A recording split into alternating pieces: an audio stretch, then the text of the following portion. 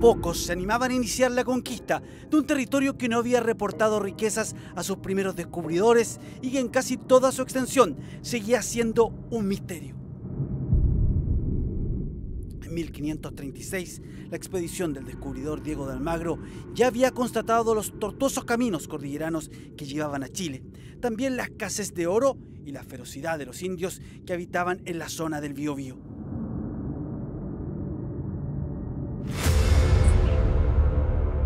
Pero entre todos los jefes militares que por esos años afianzaban el poder español en el sur de América, había uno que estaba dispuesto a arriesgar todo por volver a las tierras descubiertas por Almagro: Pedro de Valdivia. Luego de sus destacadas actuaciones militares en la conquista de Venezuela y Perú, Valdivia había sido premiado con el grado de maestre de campo. El hombre, nacido en la pequeña localidad española de Extremadura, también había empezado a acumular una incipiente fortuna compuesta por algunas tierras e incluso una mina de plata. Los éxitos militares de Valdivia también le sirvieron para obtener la admiración del entonces virrey del Perú, Francisco Pizarro, la máxima autoridad de la corona española en esta parte del mundo. Y sería justamente Pizarro quien en 1574 le concedería la autorización para iniciar una nueva travesía hacia el sur, la conquista de Chile. Retornar a esas tierras descubiertas 4 años antes por Diego de Almagro, para ahora instalar el poder español, fundar ciudades, descubrir nuevas riquezas para la corona española y convertir a los indios a la religión católica.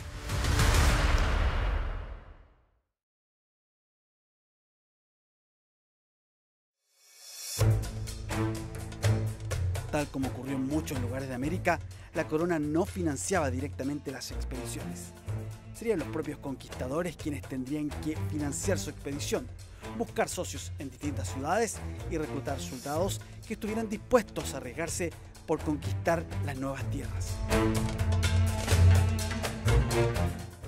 En diciembre de 1940, Pedro de Valdivia culminó esos preparativos.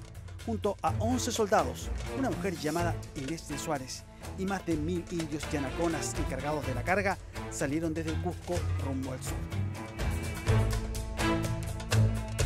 4 años antes, el viaje de Diego de Almagro ya había dejado claro que la ruta cordillerana era extremadamente peligrosa.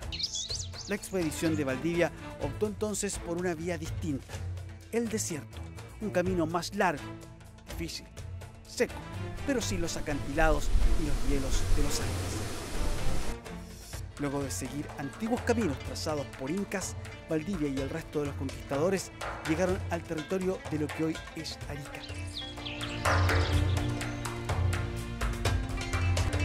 Después se fueron alejando de la costa, internándose en los desérticos paisajes de Tarapacá y Atacama, hasta finalmente llegar al río que da vida al valle de Copiapó.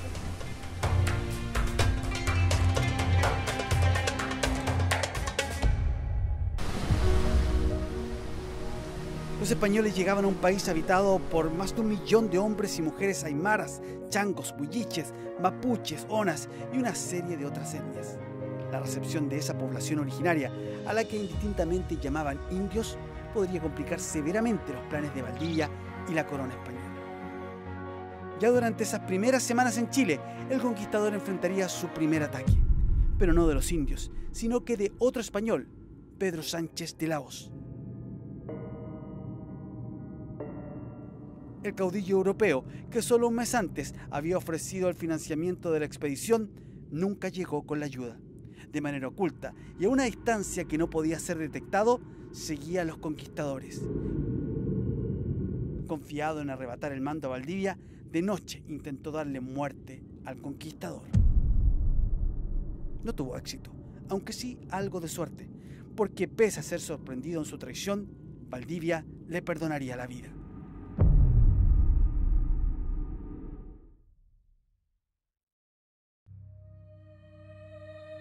Indios dieguitas y otras etnias aparecieron al paso de los invasores. Miraban sorprendidos, pero sin repelerles. Varios de esos habitantes originarios del norte de Chile fueron tomados prisioneros y puestos al servicio de una caravana que desde entonces comenzó a avanzar más lento. casi un año había transcurrido desde el inicio del viaje, cuando al fin llegaron hasta el río Mapocho. Antes, Valdivia no había querido fundar ciudades por temor a que sus desanimadas tropas quisieran retornar al Perú. El Mapocho ya marcaba un punto muy lejano para semejante renuncia, y así fue como el 12 de febrero de 1941, a los pies del actual Cerro Santa Lucía, fundó la ciudad de Santiago. Y en nombre del rey tomó posesión de la tierra a la que llamó Nueva Extremadura.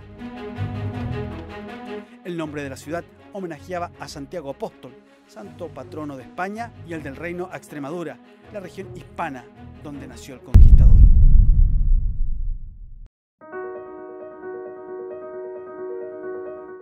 Los primeros diseños de la ciudad serían simples.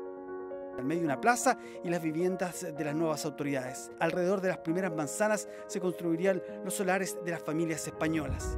Y en la periferia, los indios deberían construir sus casas de paja y madera. Las alturas del Cerro Santa Lucía, que por entonces se llamaba Huelén, servirían como un estratégico mirador y fuerte. Pedro de Valdivia actuaba solo como delegado del virrey y su cargo específico era teniente gobernador. Entre los conquistadores más destacados, formó un cabildo, órgano de los ciudadanos encargado de decidir sobre temas de la ciudad e impartir justicia.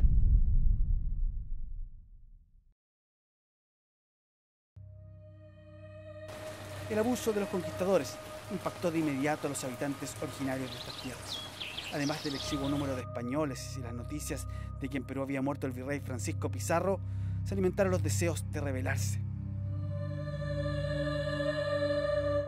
Lo que comenzó en los araucanos como un murmullo estaría en certeros ataques a un buque en Concón y una mina de plata en Marga Marga. Michimalongo, cacique de todos los indios de la zona central, se abalanzaría luego contra la naciente ciudad de Santiago.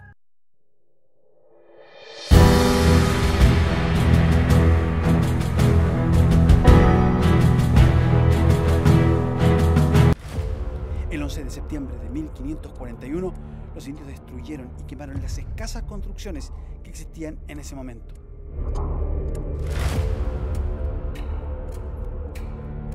El asedio se extendía por más de un día y parecía definitivo. Los españoles parecían no resistir las incesantes embestidas de un número de indios muy superior.